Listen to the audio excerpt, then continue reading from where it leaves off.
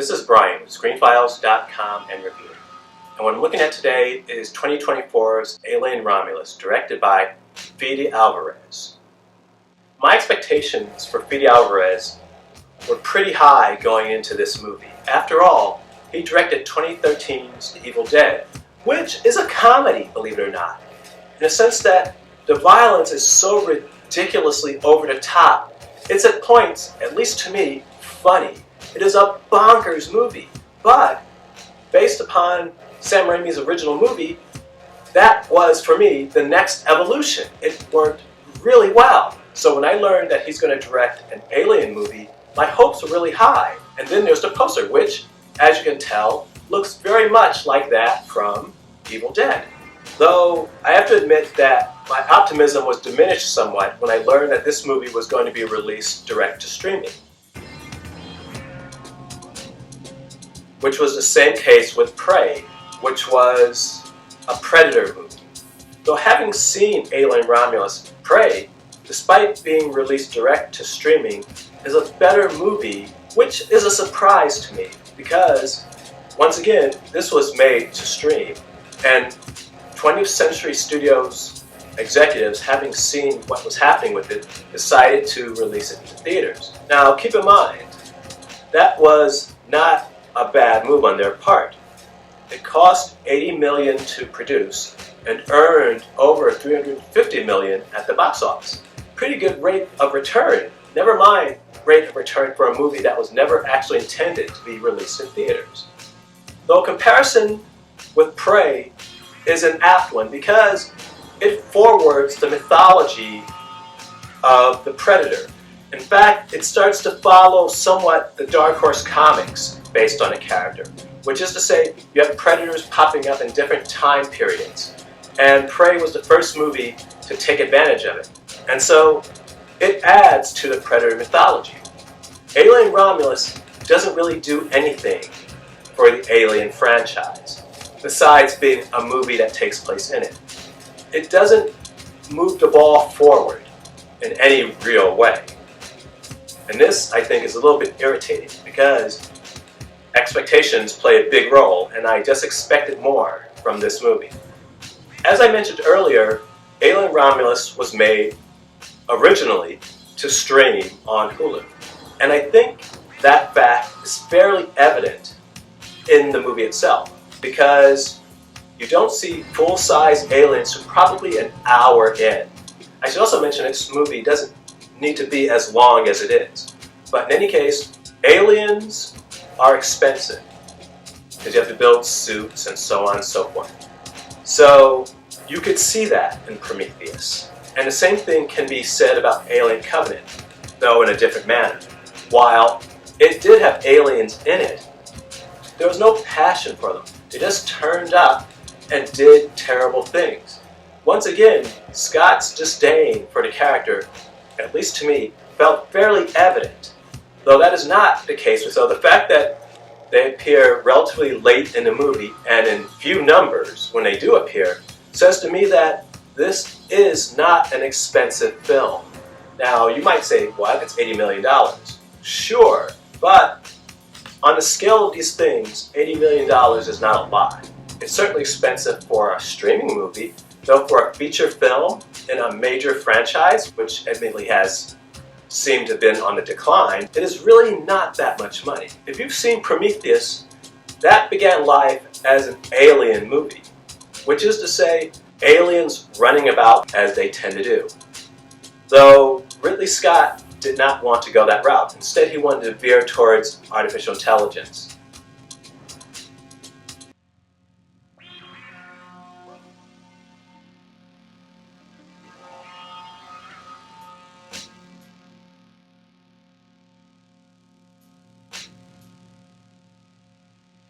Though that is not the case with Fede Alvarez, who generally seems to like the character, and that's good.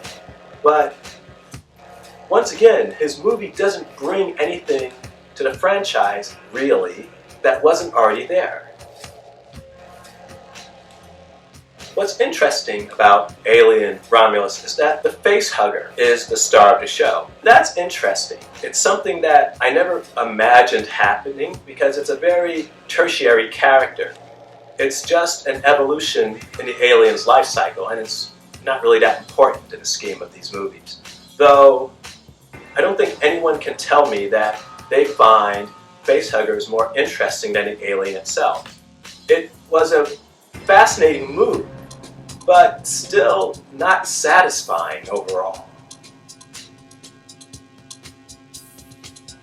Now, the opening of Alien Romulus I really enjoyed because it brought me back to David Fincher's Alien 3 and James Cameron's Aliens, in the sense that you have all these officials from Weyland-Yutani, these people in these biohazard suits, and they're just going about doing whatever they're doing. It's a very industrial, very interestingly designed look. And as I said, it first popped up in Aliens.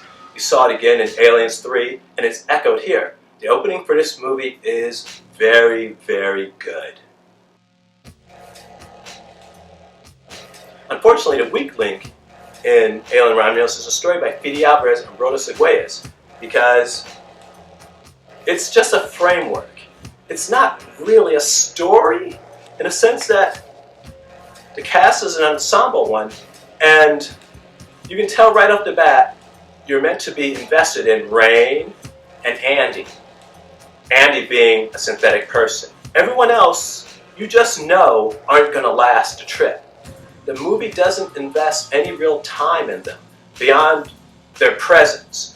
You don't have any real information about them, and it almost becomes like a Friday the 13th movie, which is to say, it's very evident who's going to make it to the end. The story begins on Jackson's Star mining colony. I don't know what they're mining, but apparently they seem to get Lyme disease from mining. This makes no sense to me, because Lyme disease is typically spread by ticks.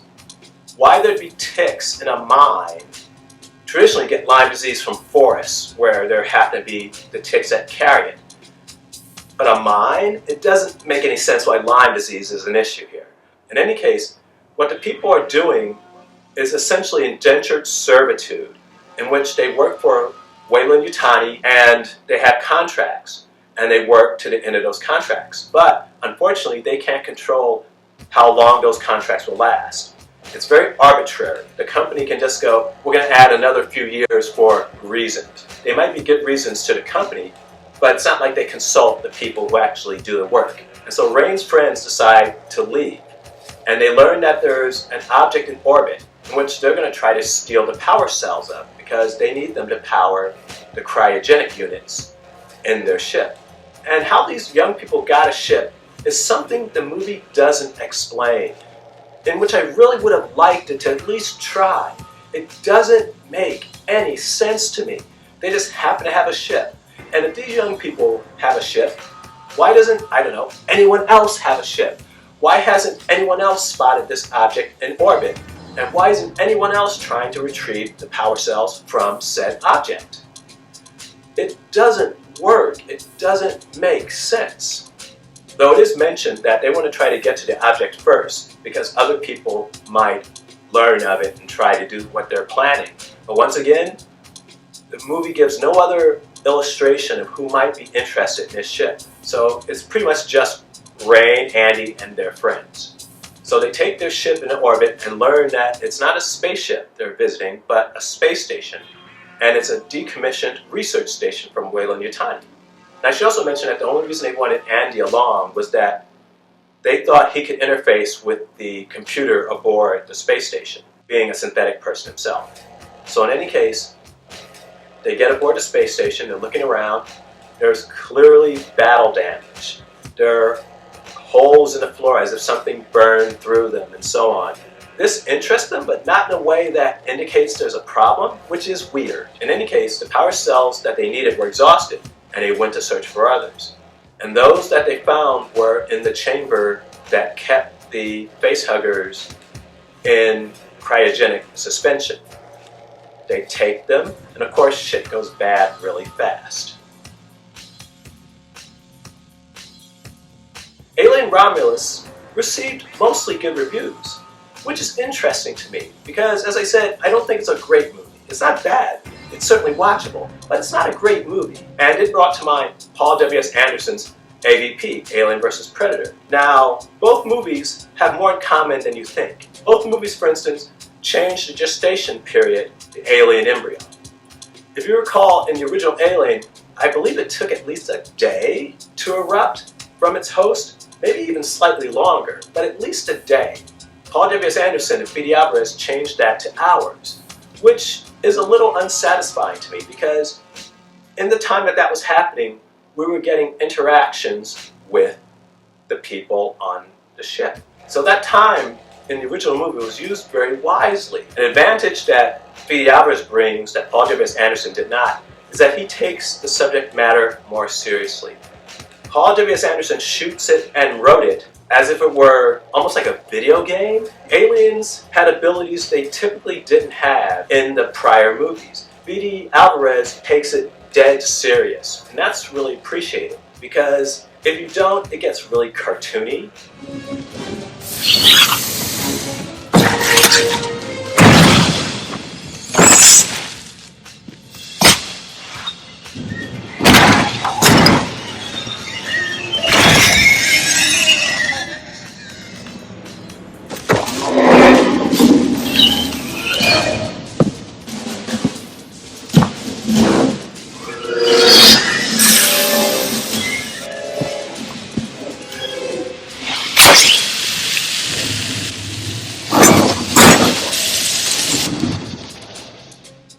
It's not a superhero, yet Paul W.S. Anderson treated it that way, and it was refreshing to see Fede Alvarez take another tact. Paul W.S. Anderson, whether you like that movie or not, felt like a hired gun to me. And that's not a criticism in and of itself. If there's a job to be done and he can do it, he did it, and it was quite successful at the box office. But that being said, it kind of lacked passion. It was very rote and by the numbers in certain ways. While Fede Alvarez's movie feels like he really cares about the material. I wish it were better written, but you can still feel the passion that he brought to it. And that's kind of important. And I mentioned earlier that the conditions on Jackson's Star mining colony were very much like indentured servitude. And this political aspect of the movie was well appreciated by me. Because if you've seen the original Alien, there is some of that as well. When the workers on the Nostromo are talking about how they aren't going to do this or not going to do that, if they don't get shares and percentages and so on. It's people acting like people. It's not pretending that there's some kind of overarching value besides money. And that's very human. And Alien Romulus goes back to that sentiment. When we read the slogan for Weyland-Yutani, build better worlds, prior movies don't really show you what that means.